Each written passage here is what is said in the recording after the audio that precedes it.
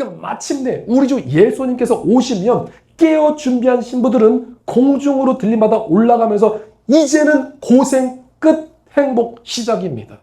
영원토록 주님과 함께하는 겁니다. 할렐루야. 하나님의 은혜와 평강이 함께 하시길 예수님의 이름으로 축복드립니다. 오늘 함께 은혜 받으실 말씀 제목은 휴거의 핵심, 어리석은 다섯 처녀가 되지 마라.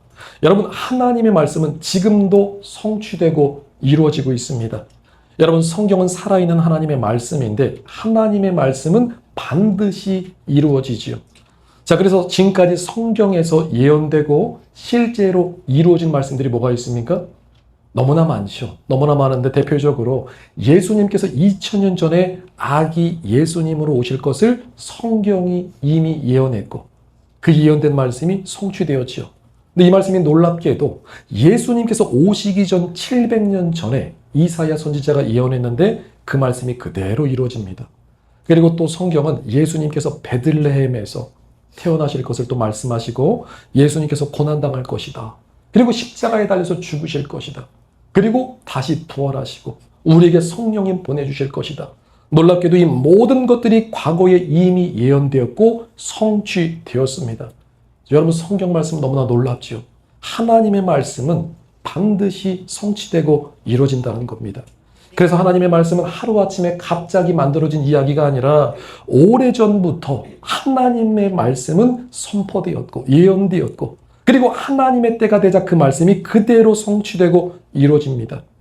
그래서 하나님의 말씀은 살아있는 생명의 말씀으로 지금도 살아 역사하는데 성경에 예언되었지만 아직 성취되지 않은 말씀들이 뭐가 있습니까? 좀 많이 있죠. 적그리스도의 출현, 또 앞으로 있을 7년 대환란이라든지 짐승의 표 666, 또 예수님의 재림, 그리고 또 천년왕국 등 많이 있습니다. 근데 그 중에서 특별히 우리가 붙잡아야 될 말씀이 있는데 그 말씀이 무슨 말씀이냐? 그 말씀은 바로 예수님께서 이 땅에 다시 오신다는 말씀입니다. 내가 속히 다시 오리라. 그래서 요한계시록 22장 20절에 이것들을 증언하신 이가 이르시되 내가 진실로 속히 오리라 하시거늘 아멘 주 예수여 오시옵소서. 이것이 바로 우리가 찬양했던 마라나타, 주 예수여 오시옵소서. 그러니 주 예수의 은혜가 모든 자들에게 있을지어다 아멘 하면서 요한계시록이 마무리됩니다. 여러분, 그럼 예수님께서 다시 오시겠다고 말씀하셨다면은 이 말씀도 언젠가는 이루어진다는 거예요? 안 이루어진다는 거예요? 그죠? 반드시 이루어진다는 겁니다. 여러분, 예수님은 성경 안에서만 계신 분이 아니고 지금도 살아계신 하나님의 아들이십니다. 그래서 때가 되면요, 세상 모든 사람들이 예수님을 직접 보게 되는 날이 오는데 여러분, 그날은요 예수님께서 이 땅에 다시 오시는 날인데 여러분, 2000년 전에 오셨던 예수님은 우리의 구원의 주님이셨죠. 근데 다시 오시는 주님은 어떤 주님이시죠? 심판의 주님이십니다. 그때 오시는 예수님은 두려우신 하나님이시죠. 자, 그래서 예수님께서 이 땅에 오시는 순간 온 인류가 깨닫게 됩니다. 아, 하나님은 살아계셨구나. 그리고 하나님께서 온 세상에 창조주시고 주인이셨구나. 그리고 하나님의 아들 예수님은 기독교에서 말씀하는 신이 아니고 온 세상의 왕이요 만주의 주시구나. 이걸 모든 사람이 깨닫게 되는데 여러분, 그때 깨달으면 이미 늦은 거죠. 그래서 우리 크리스찬들은요 예수님을 믿고 예수님의 다시 오심을 기다리는데 이것을 무슨 신앙이라고 하죠? 재림 신앙이라고 합니다. 그리고 재림 신앙은 휴거 신앙, 휴거 믿음으로 연결되는데 여러분, 휴거를 모르는 분들을 위해서 잠시 말씀드리면 여러분, 휴거가 무엇이냐? 여러분, 휴거는 한자어로 이끌, 휴, 들거, 영어로 랩처라고 하죠. 그러니까 한마디로 죽음을 보지 않고 들림받아서 올라가는 걸 말하는데 여러분, 그 모델이 구약에는 에녹과 엘리야가 죽음을 보지 않고 들림받아 올라가죠. 그리고 또 휴거가 성경에 어디 나오느냐? 데살로니가전서 4장 16절로부터 17절 말씀에 주께서 호령과 천사장의 소리와 하나님의 나팔로 친히 하늘로 쫓아 강림하시리니 그리스도 안에서 죽은 자들이 먼저 일어나고 그 후에 우리 살아남은 자들도 저희와 함께 구름 속으로 끌어올려, 여기서 구름 속으로 끌어올려갑니다. 이것이 바로 휴거입니다. 그래서 공중에서 우리 주 예수님을 영접하게 하시리니 그리하여 우리가 항상 주와 함께 있으리라. 여러분 이 말씀이 공중 휴거의 말씀을 말씀하는데 여러분 이 공중 휴거 또 예수님께서 공중 강림이라는 것은요. 예수님께서 어디로 오신다는 거죠? 공중 휴거. 공중으로 오신다는 겁니다. 그럼 예수님께서 왜 공중으로 내려오시죠? 누굴 데려가시려고? 그렇죠. 그리스도의 신부들, 주님 맞을 준비를 한 신부들을 데리려고 내려오신 겁니다.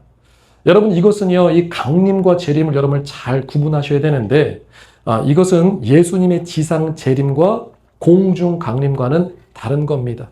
그래서 일어날 일의 순서를 보면요. 자, 먼저는 예수님의 공중 강림이 먼저죠. 공중 강림, 예수님께서 이 땅에 우리의 신랑으로 오시고 우리는 그리스도의 신부가 돼서 예수님께서 어디로 오신다고요? 공중으로 오신다.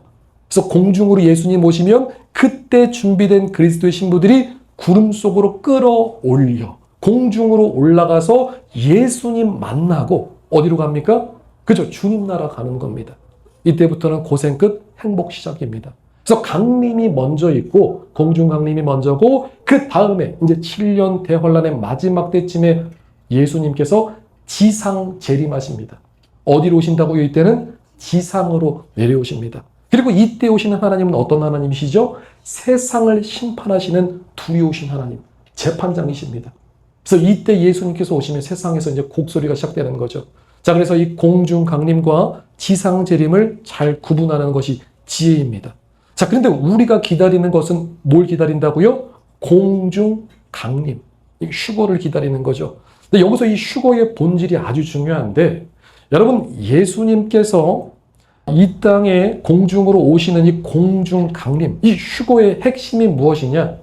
이 휴거의 핵심은 하나님 아버지께서 그 아들 예수님 장가 보내는 이야기입니다. 자, 휴거의 핵심 본질이 뭐라고요? 하나님께서 예수님 장가 보내는 이야기. 그러니까 예수님께서 이 땅에 오신 이유는요. 물론 우리를 구원하시고 우리를 하나님의 자녀 삼아 주셨죠. 근데 예수님께서 이 땅에 오신 것은 예수님께서 우리를 구원하시고 주님과 우리와의 사귐이 있고 주님과 우리가 사랑의 관계로 주님과 영원토록 천국에서 함께하는 겁니다. 그래서 이 휴거 사건을 성경 전체에 흐르는 큰 그림으로 바라보면요. 아주 놀라운 사실을 깨닫게 되는데 여러분 성경에서 우리의 정체성을 그리스도의 신부라고 하죠. 우리는 그리스도의 신부, 예수님은 우리의 신랑이라고 부릅니다. 그럼 이건 예수님과 우리와의 관계가 어떤 관계라는 거죠? 그죠? 사랑하는 관계, 영적으로 부부관계라는 겁니다. 그래서 이 말씀이 성경에서 계속 나오는데 고린도후서 11장 2절에 보니까 사도 바울이 말하는 겁니다. 내가 하나님의 열심으로 너희를 위하여 열심을 내노니 내가 너희를 정결한 처녀로, 우리를 뭘로 비유하고 있어요? 우리를 정결한 처녀로 한 남편인 그리스도께 드리려고 중미함이라. 그러니까 사도 바울이 저와 여러분들을 영적인 처녀로 비유하면서 말씀하는데 정결한 처녀인 우리를 한 남편인 예수님께로 중미한다는 겁니다. 그러니까 바울이 복음을 통해서 우리를 예수님께로 연결시켜줬다는 거예요. 그리고 요한계시록에 가면은 혼인잔치 이야기가 나오는데 자, 이건 주님과 우리와의 결혼을 말하는 거죠. 우리가 주님 나라 가서 영원토록 주님 사랑 받으면서 주님과 함께하는 걸 말합니다. 그래서 너무나 신나는 말씀, 어린 양의 혼인잔치. 요한계시록 19장 7절로부터 9절 말씀 보니까 우리가 즐거워하고 크게 기뻐하며 그에게 영광을 돌리세. 어린 양의 혼인 기약이 이르렀고 혼인 기약이 어떻게 된다고요? 그죠? 그날이 때가 가까이 왔다는 겁니다. 그리고 그의 아내가 자신을 준비하였으므로 여기서 그의 아내는 교회를 말하는 겁니다. 우리 그리스도인들을 말하는 겁니다. 자, 그래서 그리스도의 신부된 교회가 신부단장을 해야 되는데 어떻게 신부단장하느냐? 그에게 빛나고 깨끗한 세마포 옷을 입도록 허락하셨으니 이 세마포 옷은 성도들의 옳은 행실이로다 하더라. 그러니까 우리가 믿음으로 말씀 순종함으로 살아갈 때 주님께서 뭘 입혀주신다는 거죠? 빛나고 깨끗한 세마포 옷을 그리스도의 신부들에게 입혀주신다는 겁니다. 그러면서 천사가 말하는데 어린 양의 혼인잔치에 청함을 받은 자들은 복이 있도다. 누가 복이 있다고요? 어린 양의 혼인잔치에 그리스도의 신부가 돼서 들어가는 자가 복이 있다는 겁니다. 이것은 하나님의 참되신 말씀이라 하기로 하나님의 살아있는 말씀이라는 겁니다. 여러분, 그리고 성경의 마지막 엔딩이 어떻게 이어지느냐? 여러분, 성경의 마지막은요, 신랑 되신 예수님과 신부된 그리스도의 교회를 말씀하는데, 여러분, 세상이 마지막에 다 끝나죠? 마지막 때 7년 혼란이 끝나고 천년 왕국도 끝나고 백보자 심판도 끝나고 그 다음에 새 하늘과 새 땅이 펼쳐지면서 영원 천국이 시작되는데, 하늘에 있는 거룩한 새 예루살렘이 하늘로부터 내려오는데, 그 새 예루살렘 성에 누가 타고 있어요? 신부된 저와 여러분들이 타고 있는 겁니다. 그러니까 요한계시록 21장 2절에 또 내가 보매 거룩한 성 새 예루살렘이 하나님께로부터 하늘에서 내려오니 그 준비한 것이 신부가 남편을 위하여 단장한 것 같더라. 그러니까 우리 그리스도의 신부들이 예수님을 위해서 단장하고 준비된 모습을 보여주는 장면입니다. 여러분, 이것이 성경의 엔딩인데, 하나님은 우리와의 관계가 믿음으로 시작해서 어디서 끝나길 원하시는 거예요? 믿음에서 시작해서 주님 사랑으로 끝나길 원하신다는 겁니다. 여러분, 이 말씀은요, 주님과 우리와의 관계가 사랑의 관계가 되기를 원하신다는 거예요. 그리고 요한계시록 21장 9절에도 이리 오라, 내가 신부 곧 어린 양의 아내를 너에게 보이리라. 여러분, 이처럼 성경은 신랑 되신 예수님과 신부된 우리와의 관계를 말씀하고 있는데, 여러분, 성경은 주님과 우리와의 사랑 이야기가 핵심입니다. 그래서 성경 66권은 전부가 다 주님의 러브레터입니다. 하나님께서 그 아들 예수님 장가 보내는 이야기가 바로 성경의 핵심이라는 겁니다. 그리고 오늘 본문 말씀인 마태복음 25장에서는 신랑 되신 예수님을 기다리는 그리스도의 신부들의 모습이 아주 생생하게 나타나는데, 이 말씀은 참으로 놀랍고도 너무나 중요한 말씀입니다. 그래서 제가 이 말씀을 이미 작년에 1년 전에 이미 드렸던 말씀인데, 이 말씀은 매년 한 번씩은 꼭 반복해서 들으면서 우리가 주님 사랑하고 또 신부 단장하는데 너무나 중요한 말씀이기 때문에 주님께서 이 말씀을 또 주셨습니다.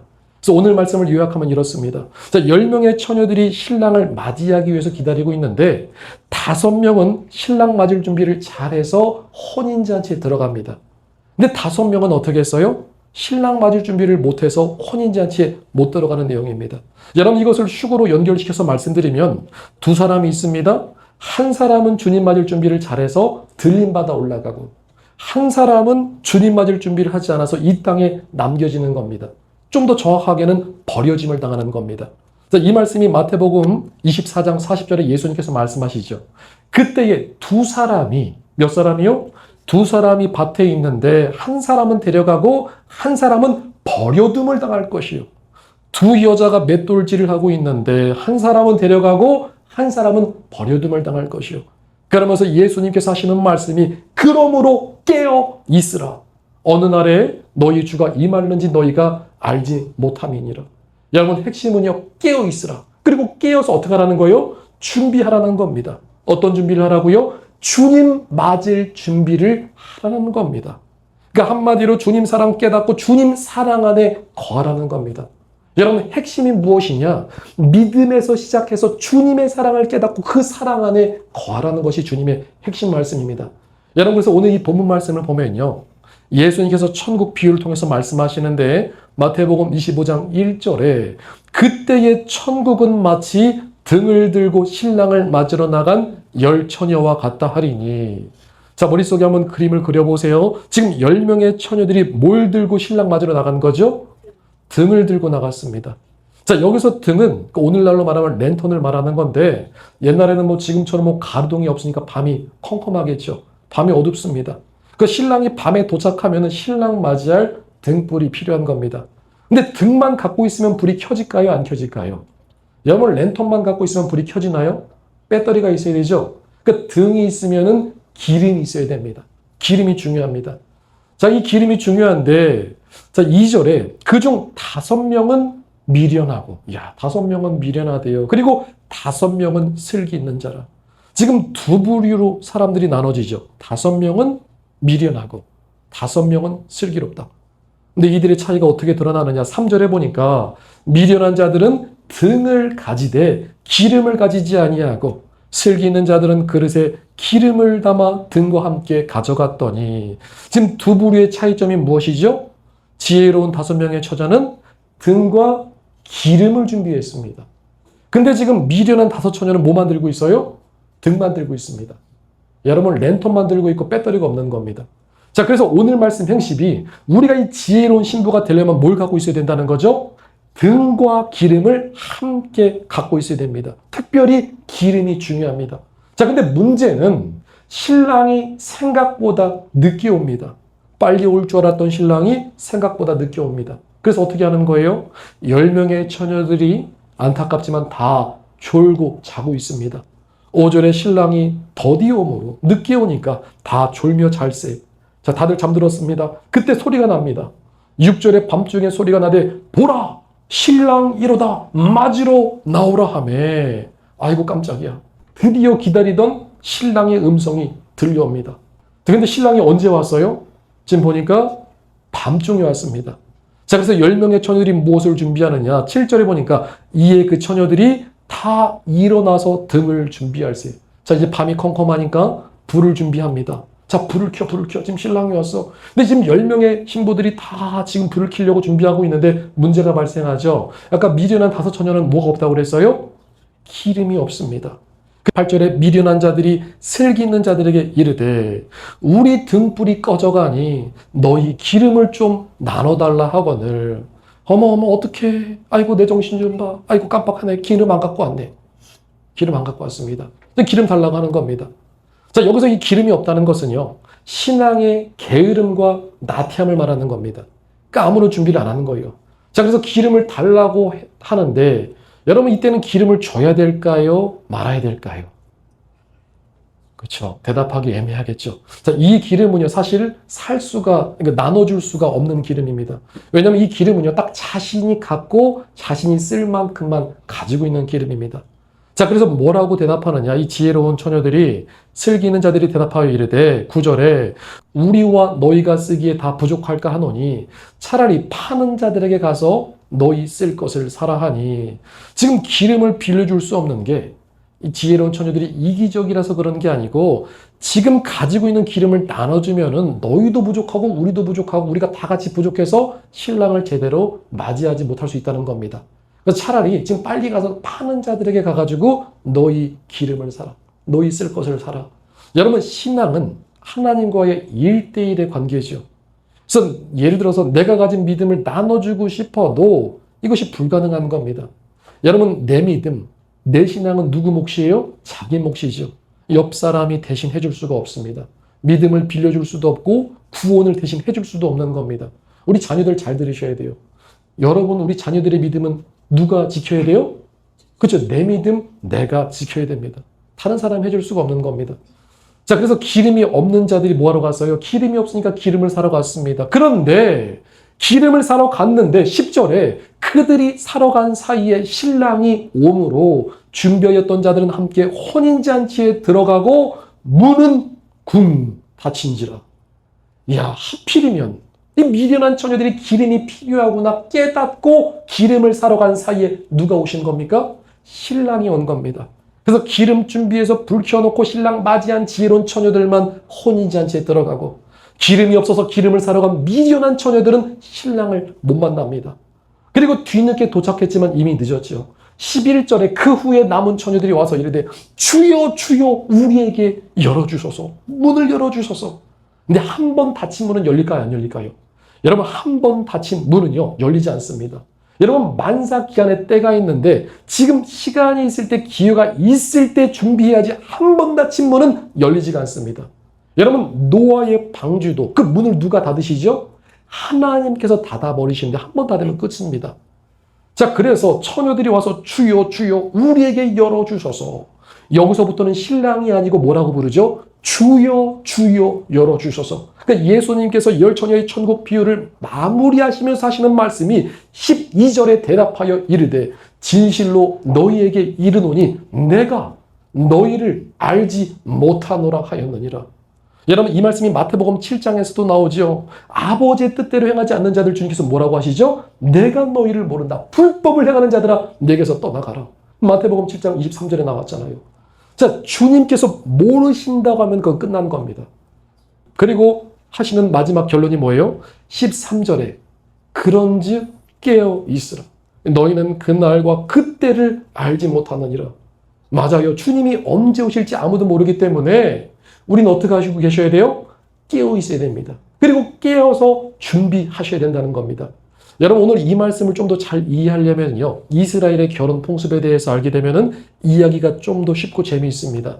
여러분, 이스라엘은 우리나라와의 결혼 풍습이 다른데, 여러분, 이스라엘의 결혼은요, 크게 세 가지 단계가 있습니다.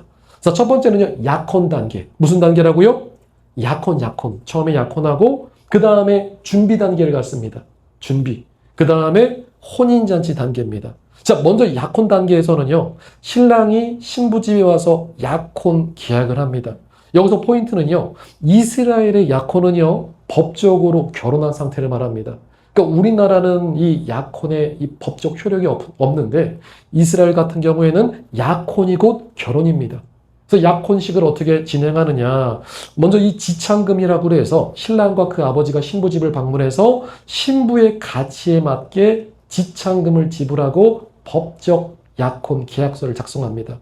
그러니까 값을 주고 신부를 이제 사는 건데, 그동안 딸을 또 잘 키워준 부모에 대해서 감사와 보상을 드리고, 또 신부가 남편 집에서 정당하고 존귀한 지위를 얻었다는 것을 증명하는 보호장치로 지창금을 줍니다. 이것이 우리가 예수님을 믿을 때 예수님께서 우리의 죄값을 어떻게 하셨어요? 예수님의 피로 다 갚아주셨죠. 그러니까 우리가 예수님을 믿을 때 이것이 약혼한 관계입니다. 주님께서 지창금, 우리의 모든 죄값을 다 갚아주신 겁니다. 그리고 나서 약혼하고 바로 바로 신랑이랑 같이 사는 것이 아니라 신랑은 자기 집으로 돌아가서 신부와 함께 살 수 있는 처소를 마련합니다. 자, 이것이 두 번째로 준비 단계인데, 신랑이 집을 준비하는 단계입니다. 근데 실제로 예수님께서 이 땅에 오셔서 구원 사역을 마치고 어디로 가셨어요? 하늘로 승천하셔서 올라가셨죠. 그리고 뭐라고 말씀합니까? 참 성경이 놀랍게도 딱 맞는데, 요한복음 14장 2절에 내 아버지 집에 거할 것이 많도다. 그래서 내가 너희를 위하여 거처를 예비하러 가노라. 그래서 가서 너희를 위해서 거처를 예비하면은 내가 다시 와서 너희를 내게로 영접하여 나 있는 곳에 너희도 있게 하리라. 그 신랑 대신 예수님께서 우리와 약혼하시고 어디 가신 거예요? 주님 나라 올라가신 겁니다. 왜 가신 거죠? 우리와 영원히 함께 할 수 있는 천국의 처소를 만들어주러 가신 겁니다. 그리고 신랑과 신부가 약혼했어요. 이 준비 단계 기간이 대략 1년 정도 기간인데, 이때는 신부가 신부 단장을 하면서 누굴 기다리죠? 신랑을 애타게 기다립니다. 근데 여기서 이 신부들은요, 신랑이 언제 데리고 올지 정확한 날짜를 모르죠. 그럼 신랑이 신부를 데리고 가는 날짜는 누가 정할까요? 이것은요, 신랑이 정하는 게 아니고 신랑의 아버지가 정합니다. 그러니까 신랑의 아버지가 신랑 보고 가라, 이제 됐다 하면 그때 아들이 신부를 데리러 가는 겁니다. 여러분, 이 말씀도 성경과 일치하죠. 때와 시기는 누가 정하시죠? 아버지가 정하십니다. 그래서 이 말씀이 사도행전 1장 7절에 이르시되 때와 시기는 아버지께서 자기의 권한에 두셨으니 너희가 알 바 아니요. 그래서 우리는 지금 어느 단계에 와 있는 거죠? 우리는 지금 준비 단계에서 나중에 때가 돼서 하나님 아버지께서 예수님 보고 가라, 그렇게 말씀하시면 그때 예수님께서 공중으로 내려오셔서 깨어 준비한 그리스도의 신부들을 데리러 오시는 겁니다. 이것이 바로 휴거 사건이라는 거예요. 그리고 세 번째가 바로 우리가 기다리던 또 이 혼인잔치 단계인데, 자, 신랑이 신부를 데리고 와서 마침내 완전히 하나를 이루면서 결혼이 완성되는 단계입니다. 자, 그래서 신랑이 언제 나타나느냐? 어느 날 갑자기 나타나는데, 이 거처가 완성되면은 아버지께서 가라고 하시면 그의 친구들이 나팔을 불고 소리를 지르면서 나타납니다. 그래서 오늘 말씀에서도 6절에 밤중에 소리가 나되 보라, 신랑이로다, 맞으러 나오라. 자, 이 장면이 데살로니가전서 4장 16절에 주께서 호령과 천사장의 소리와 하나님의 나팔 소리로 친히 하늘로부터 강림하시리니. 근데 중요한 건 이 나팔 소리와 주님의 음성을 누가 들을 수 있느냐? 깨어 준비한 믿음의 신부들만 들을 수 있는 겁니다. 그래서 그 후에 살아남은 자들도 그들과 함께 구름 속으로 끌어올려 공중에서 주님을 영접하게 하시리니 그리하여 우리가 항상 주와 함께 있으리라. 그러니까 마침내 우리 주 예수님께서 오시면 깨어 준비한 신부들은 공중으로 들림받아 올라가면서 이제는 고생 끝, 행복 시작입니다. 영원토록 주님과 함께하는 겁니다. 여러분, 그래서 이 말씀이, 이 이스라엘의 결혼 풍습이 성경이랑 딱 맞아떨어지죠. 그러니까 당시 혼인 문화를 배경으로 보면은 예수님의 다시 오심과 깨어 준비하라는 말씀이 더 선명하게 이해가 될 줄 믿습니다. 자, 그러면 어린 양의 혼인잔치는 언제 일어나느냐? 여러분, 어린 양의 혼인잔치는 예수님께서 7년 이 마지막 부분에, 7년 대환란 마지막 부분에 내려오셔서 이제 지상 재림하셔서 세상을 싹쓸이 이제 심판하시고, 그 다음에 천년 왕국이 연결되기 전에 주님 나라에서 혼인잔치가 있는 겁니다. 어떤 사람들은 어린 양의 혼인잔치가 7년 대환란기에 지상에서는 대환란으로 막 난리가 있는데, 우리는 7년 동안 올라가서 주님과 7년 동안 혼인잔치를 한다고 하는데 그 말씀이 아니죠. 여러분, 예수님께서 지상재림하셔서 세상을 심판하시고 나서 그 다음에 어린 양의 혼인잔치가 있는 겁니다.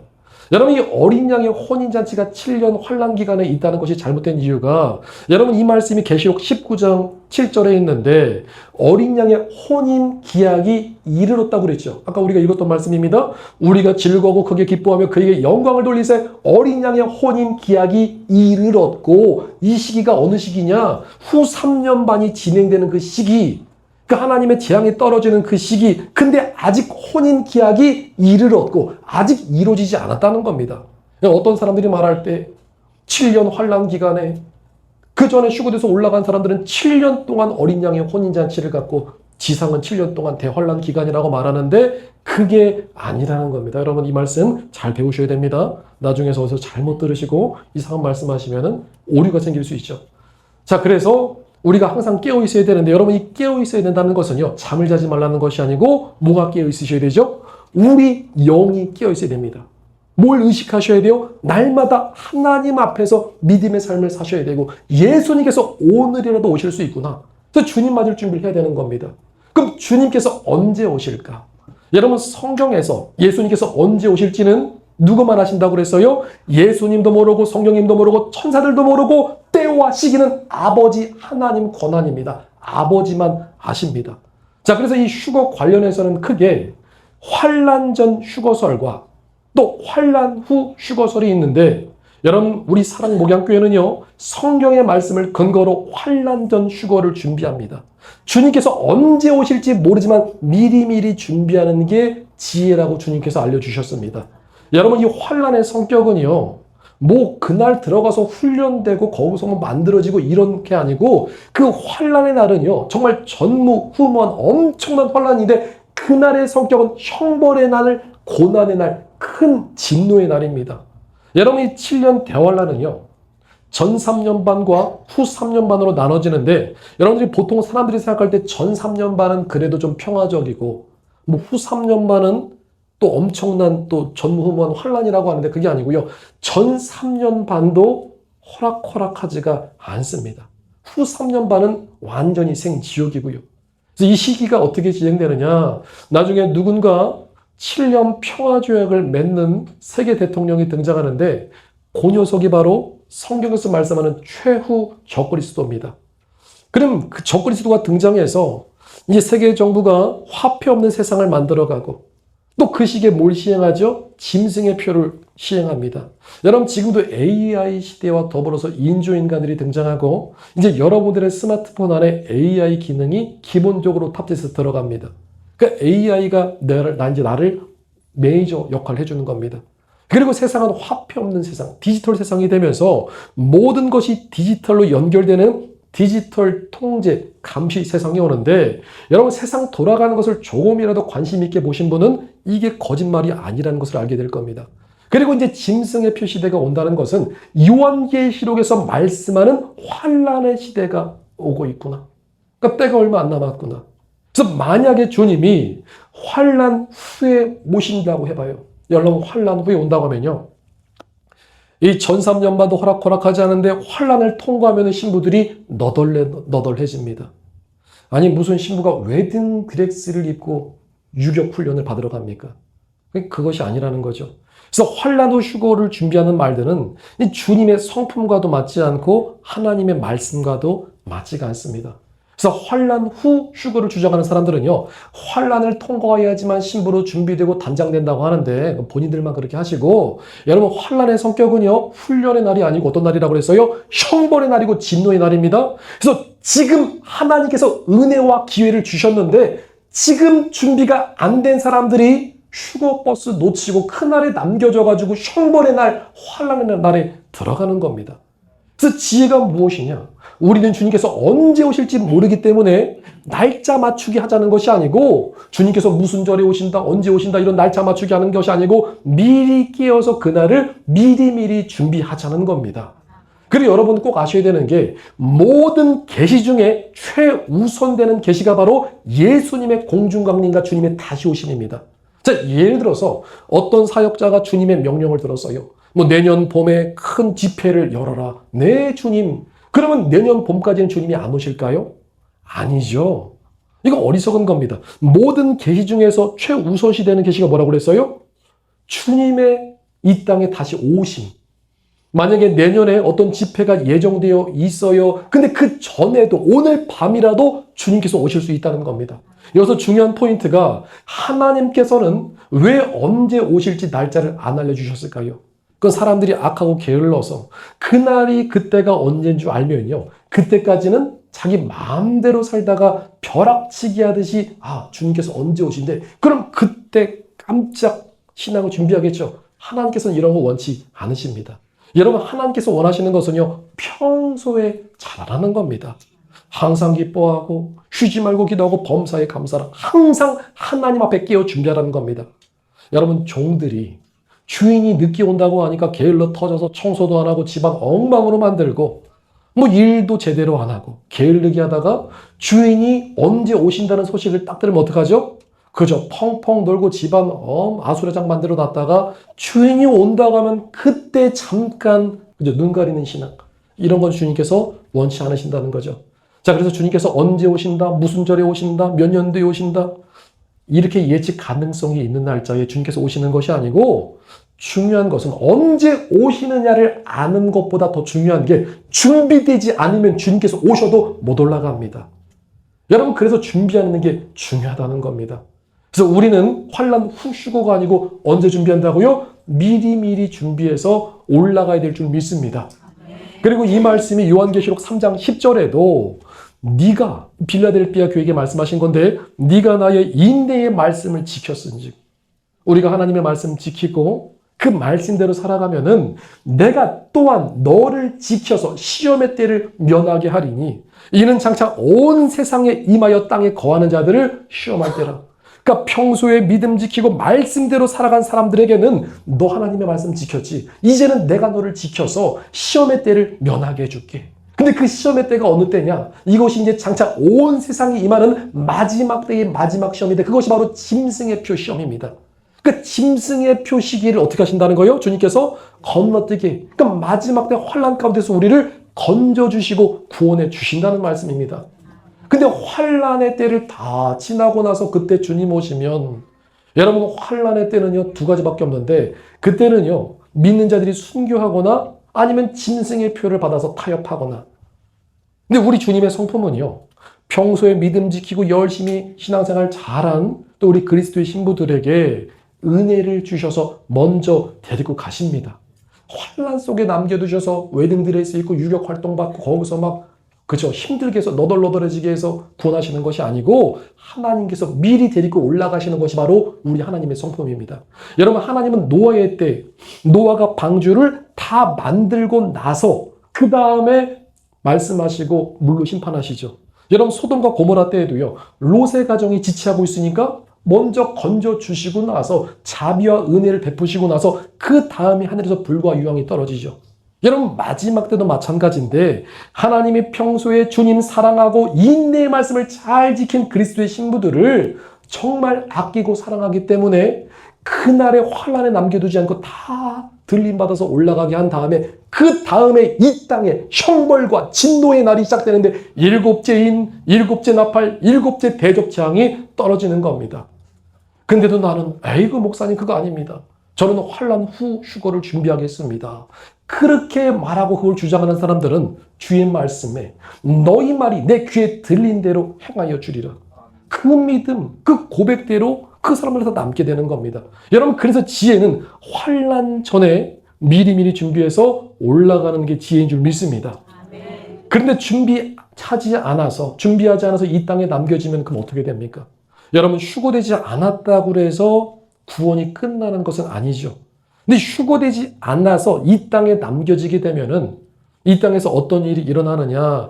여러분, 휴거되지 않으면요, 환난과 큰 진노의 7년의 대환란이 기다리고 있는데 전 3년 반에도요, 천재지변이 일어나고 엄청나게 두려운 날입니다. 그리고 그날에 남게 되면요, 아까 두 종류밖에 없다고 그랬죠? 길로틴이라고 해서 목베임을 당해서 순교하거나 아니면 짐승의 표를 받고 나는 마귀에게 속했다. 아주 이 짐승의 표식을 딱 받고 지옥 가는 겁니다. 여러분, 짐승의 표를 받는 순간이요, 구원을 완전히 잃어버리게 됩니다. 이것은 성령의 인, 하나님의 인과는 다르게 마귀에게 속했다는 표식인 겁니다. 자, 그래서 어중간한 믿음이면은 그날 가서 거의 다 어떻게 하죠? 그렇죠. 웬만하면은 다 짐승의 표를 받거나 웬만하면 세상과 타협해 살다가 지옥 떨어지게 되는 겁니다. 여러분, 이 과거 팬데믹 때도 뱀독 주사가 안 맞으면 사람들이 사회생활을 못했죠. 지금 뭐 정체가 다 드러나서 그 물질이 얼마나 안 좋은 물질인지 지금 쉽게 알 수 있지만, 자, 그래서 이 팬데믹 때에는요, 종교인들이 QR코드 만들어가면서 교회 출입을 막고 교회가 나서서 뱀독 주사를 맞으라고 강요했는데 나중에 진짜가 오면은, 짐승의 표시대가 오면은 그때는 훨씬 더 감시 통제가 심각해진다는 겁니다. 심해진다는 겁니다. 그래서 짐승의 표 시대가 오면은 또 표가 없어가지고 매매를 못하고 살 수가 없습니다. 그래서 이 땅에 남겨진 신자들은요, 그날에 거의 대부분이 다 세상과 타협해서 짐승의 표를 받거나 아니면 순교하거나 둘 중에 하나입니다. 그러니까 한마디로 이 땅에 남겨지면은 순교 아니면 구원받기가 쉽지가 않다는 겁니다. 그래서 지금 기회가 있을 때, 지금 하나님의 은혜가 있을 때 우리는 뭘 준비해야 되죠? 올라갈 준비를 하셔야 될 줄 믿습니다. 그럼 휴거돼서 올라가면 뭐가 좋은 겁니까? 뭐가 좋은 거예요? 여러분, 휴거되면요, 휴거되는 그날에 부활의 몸을 입습니다. 그러니까 사도 바울이 간절히 바랬던 그 부활에 걷는 부활의 몸을, 영화로운 몸을 입게 되는 겁니다. 그리고 휴거자들은요, 심판대 서지 않습니다. 그리스도의 신부가 돼서 올라간 자체가 이미 통과된 겁니다. 그때는 주님과 영원토록 함께하는 겁니다. 그리고 휴거는 인간이 육신을 입고 누릴 수 있는 최고의 영광이고 가장 큰 축복인데, 여러분, 초대교회와 믿음의 선진들이 기대하고 고대하던 휴거 사건이 이제 우리 눈앞에 다가왔다는 겁니다. 그럼 하나님께서 기회를 누구한테 주신 거예요? 마지막 주장인 저와 여러분들에게 기회를 주셨다는 겁니다. 그래서 이 말씀을 믿고 준비하는 자, 어린 양의 혼자제 들어가는 자가 복 있는 겁니다. 그래서 죽음을 보지 않고 공중으로 들림마다 올라가는 엄청난 축복, 그리스도의 신부가 되는 축복, 이 축복 받아 누리시기를 예수님 이름으로 축복드립니다. 그래서 휴거돼서 올라가려면 뭘 준비해야 되느냐? 여러분, 오늘 말씀에서 지혜로운 5 처녀가 뭘 준비했습니까? 차이점이 뭐예요? 기름을 준비했죠. 그럼 우리도 기름을 준비해야 되죠. 어떤 기름입니까? 할렐루야. 참기름, 들기름이 아니고 성령의 기름이죠. 여러분, 이 기름은요, 이 원어로 보면요, 올리브 기름, 감람유를 말합니다. 어떤 사람은 이 기름을 성령님이라고 말하고 믿음이라고 말하는데 그것이 아니고 말씀 그대로 올리브 기름, 이 감람유를 말합니다. 이것은요, 신앙의 정수, 우리의 에센스를 말하는 겁니다. 여러분, 이 당시에는 기름을 만들기 위해서 어떻게 해야 되느냐? 여러분, 기름을 만들기 위해서는 먼저 열매가 있어야 됩니다. 먼저 열매를 맺어야겠죠. 자, 이게 영적으로 성령의 열매를 의미하는 겁니다.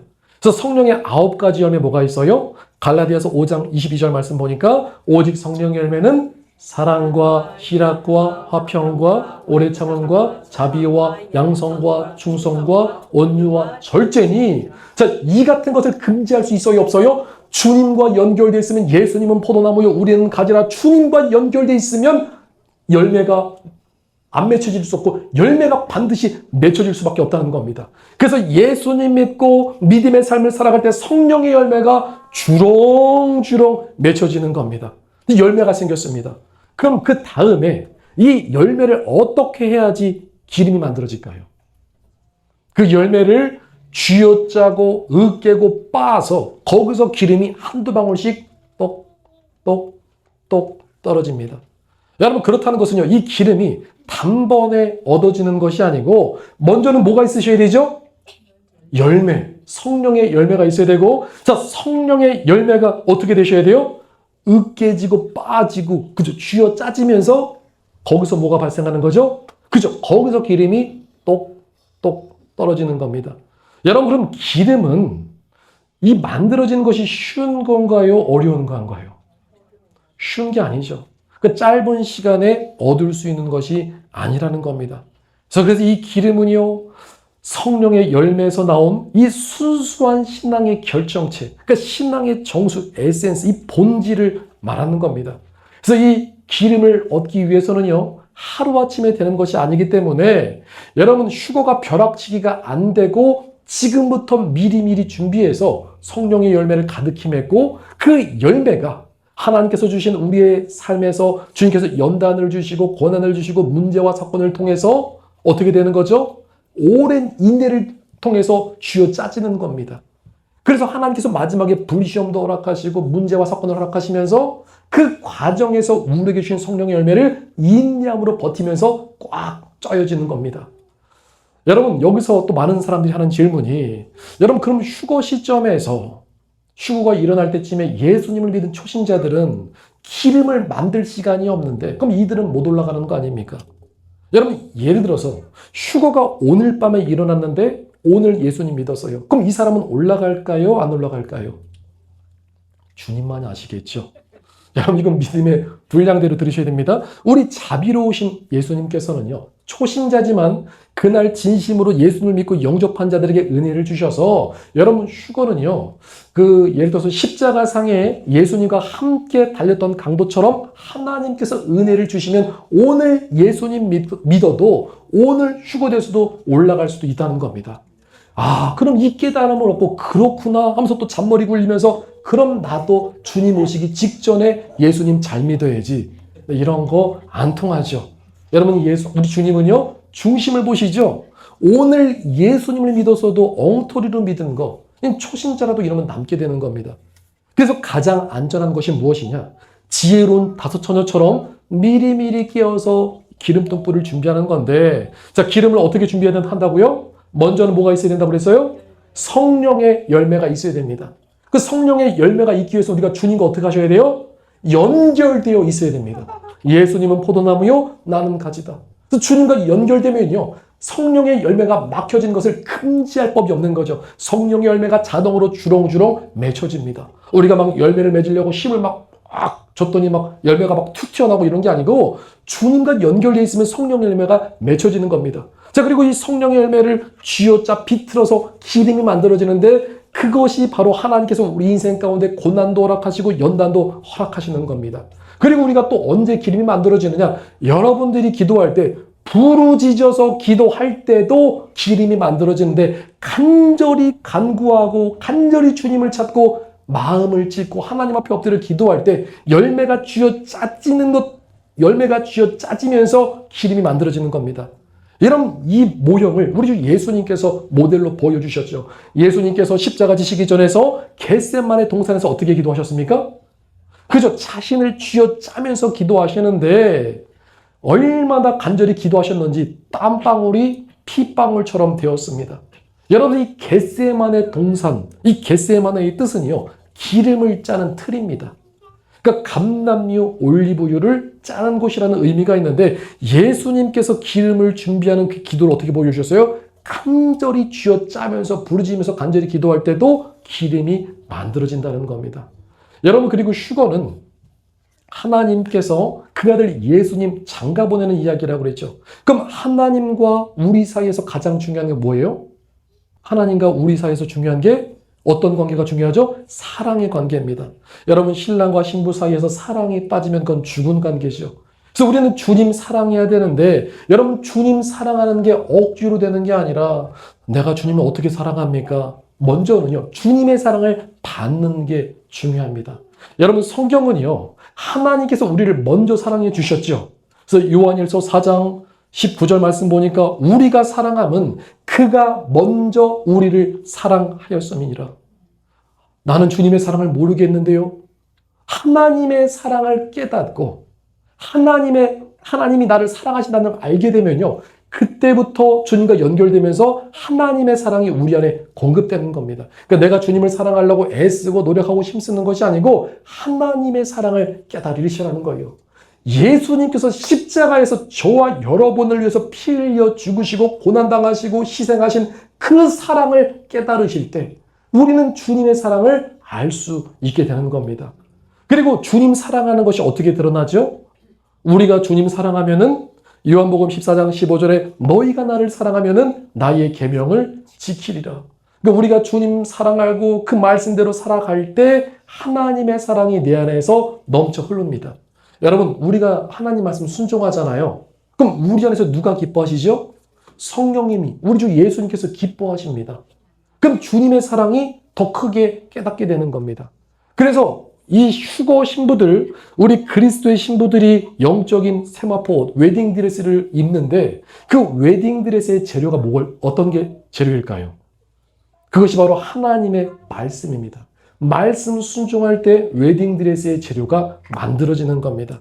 그래서 이 원리가 아까도 말씀드렸지만 요한계시록 19장 8절에 그에게 빛나고 깨끗한 세마포 옷을 입도록 허락하셨으니 이 세마포 옷은 성도의 옳은 행실이로다.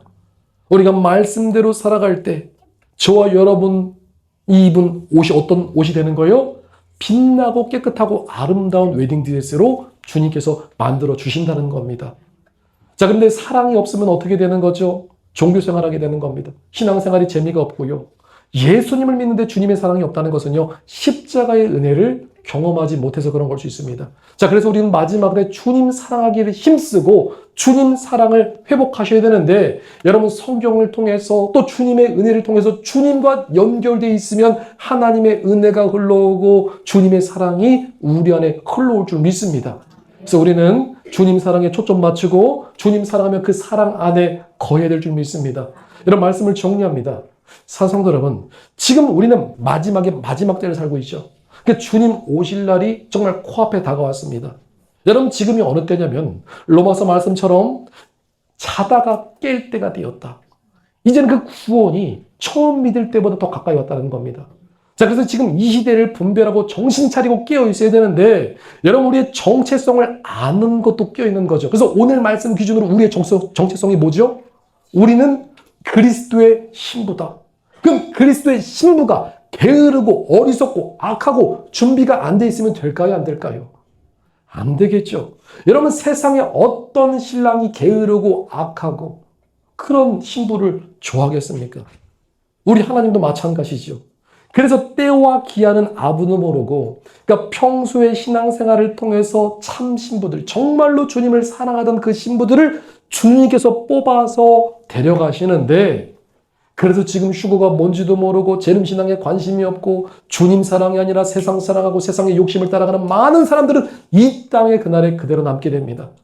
여러분, 이제는요, 딱 두 부류의 사람이 있습니다. 정말 주님 사랑해서 그리스도의 신부로서 휴거 준비 잘해서 올라가는 사람들, 그리고 이 땅에 남겨지는 사람들, 곡소리가 나는 겁니다. 자, 그래서 어디서 갈라지느냐? 오늘 말씀 기준으로 기름이 있느냐, 기름이 없느냐. 그리고 주님을 사랑하느냐, 사랑하지 않느냐. 그리고 주님 사랑 안에 모든 원동력이 있는 거죠.